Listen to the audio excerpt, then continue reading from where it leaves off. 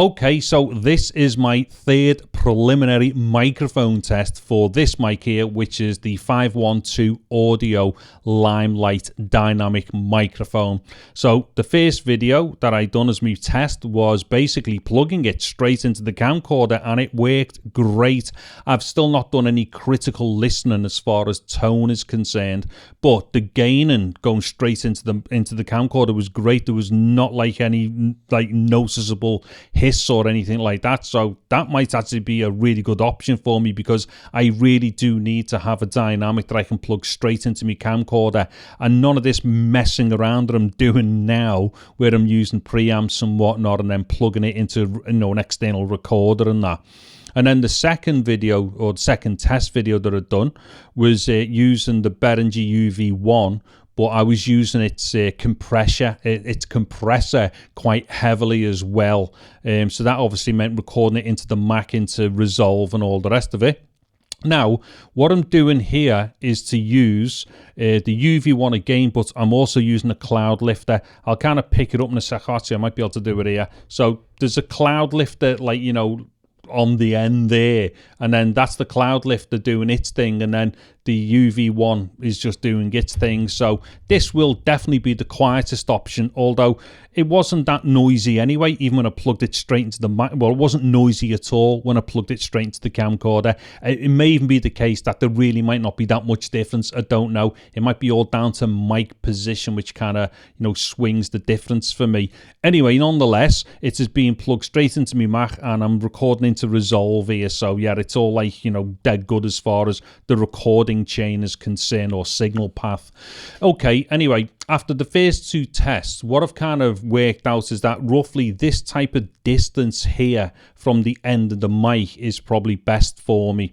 Now, I don't know where the capsule is inside the tube there, but it's this distance which seems to be best. So I know this looks like really close. However, I would normally have a microphone even closer than this, and I've already done that on the other tests. It goes a little bit too bassy for me, I think. And when it's just a little bit further away, there's too much of the room coming in at that point. So this for me seems to be the right one. Now, this might have been plosive in here, I'm not entirely sure. So PPP, plosive, PPP. Now I'll just put this WS2 foam filter by Rode on it, which fits it perfectly. Now you can obviously still see all the grills at the back there. That doesn't matter. There's no way that the capsule's that far down the back on this mic, and I would be getting wind going into it. So this foam filter is definitely covering wherever the capsule is. So hopefully this is hopefully not changed tone too much, or if it has done, has it made it better? But I should hopefully have gotten better for plosives here. So PPP, plosive, PPP, bit of wind. Not that you're going to go blowing into microphones, but it's just worth being a mental case doing this stuff anyway. Okay, now what I'm going to do now is change the position of the microphone and hopefully keep a similar kind of distance, but coming from the side angle. Okay, so I've changed the position here now, and hopefully the distance to the capsule, or the distance to the end of the mic, is thereabouts the same as what it was. Again, it might look like it's really close. However, I would normally get a lot closer, and I have done that on the other tests. But this type of position here, I feel, was kind of like the distance was just about right for me for this mic, in this position, in this room and stuff. So yeah, and with my voice. So anyways, I do want a microphone which has got a long body like this, which is a dynamic, but very importantly also mounts from the end exactly like this one. Dare I say, this is like a rip-off of an RE20 or any other slew of microphones which also takes their main design nod from the RE20. And I think the thing with the standard RE20, not when you're using its big cradle, but the standard, fixing position for it is right at the end there where the XLR is. Now for me, this type of thing here, where you've got like a long body and you fix it to your boom or whatever right at the end, it just, I think, is way better for positioning microphones like this. So it's going to be great, I think, for a number of things to have microphones like this type of shape and stuff. But hopefully this mic is going to be good. Now at some point I will compare it to the SM7B, but the thing is, this is like about less than half the price thereabouts of a 7B. So the only problem is you can't keep kind of like, you know, trying to compare certain microphones to other microphones. It just becomes mega unfair, do you know what I mean? This might actually be, you know, something that you should compare to, say, like a Procaster or whatever Rode call their similar type microphones, because they're going to be more in similar price ranges and stuff like that. And the other thing as well, you can't just keep getting like disappointed because the mic doesn't sound like an SM7B, because the bottom line is, if you want the sound of an SM7B, you buy an SM7B. No other microphone other than something else that's going to be built by Shure is going to sound like an SM7B. It's as simple as that, you know.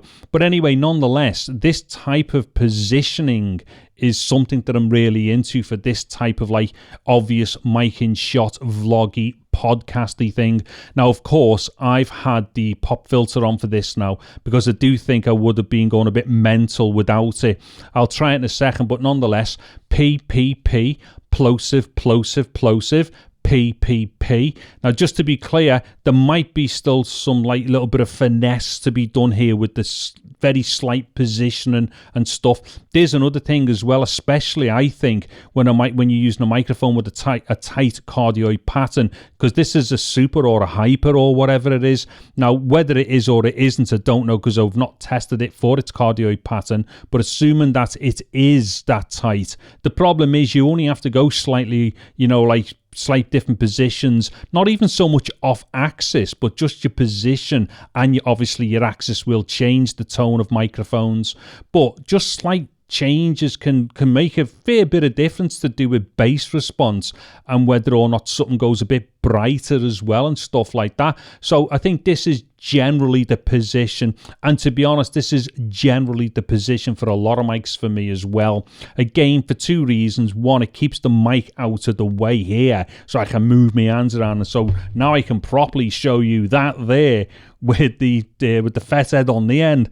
Now, I couldn't do all this before because the mic was in the front of me, like, you know. So again, position and stuff like that. I'm talking crap now, aren't I? Position, and also I tend to find that tonally things kind of work quite well coming in from the side like this. You will tend to find you might get a little bit more of like a richer tone to it. I tend to find when a microphone is right in line with you like that, it will pick up the mid and high frequencies better than what it will do from the side. And you might think to yourself, but it's physically the same distance. And yes, it probably is. But you do tend to get a little bit more drop off, I think, with mid and high from the side, which basically helps to give the bottom end a little bit more kind of emphasis due to the other two parts of the frequency, mid and high, not being quite as predominant as what they would be from the front. And so it's not necessarily like bass proximity at this point. It's just the fact that there's a bit of roll off naturally due to the angle for mid and high. So the bass pops out a bit more. God, I'm talking so much crap at the moment. Anyway, let me just take this off. I'm gonna have to finish this soon. So that's it without the foam filter on. Now I'm hoping that there isn't huge differences with the filter on, or if there's a difference, it's a positive one. But nonetheless, let me just do some plosive in here. PPP, plosive, plosive, plosive, PPP. Now, the thing is here, because it is coming at the side, it might be okay without the filter. The only problem is, if I just did a little slight turn and did a P or a B or a plosive or a pop as I was talking, doing something, it could wreck the take, in which case leaving that on there is probably the better option, just in case I do turn into a mic very briefly and do a very strong P or B or pop or something like that. That might have popped it, I don't know. This is way too long for a test, which has been the third one, and I should really know what I'm doing with it by now. Anyways, this will have gone live on something, whether live on my main video list or in my prelim playlist. If anyone's come across it, let me know what you think of it. Actually, I've just realised I haven't done my silence test. Let me just back off and do a bit of silence here.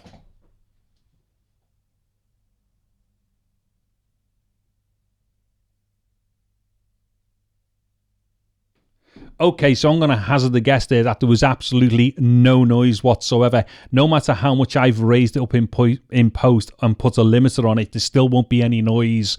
Interestingly, earlier on when I done the one with the compressor on, because compressors are restricting dynamic range and effectively bringing things up and bringing things down, and then you resum at the end, you will definitely bring up more crud. And I was just looking at the VUs there when I went quiet. The VU was registering absolutely nada, nothing. And when I was doing it with the compressor, I could see stuff bubbling away underneath. So I know for a fact that was dead quiet. Anyways, I'm diving off now. If anyone's caught this video, let me know what you think of it in the comments. The mic, the tone of it, pop filter or not, all the usual nonsense. I'm David Harry. Thank you very much for watching this video. Take care and goodbye now.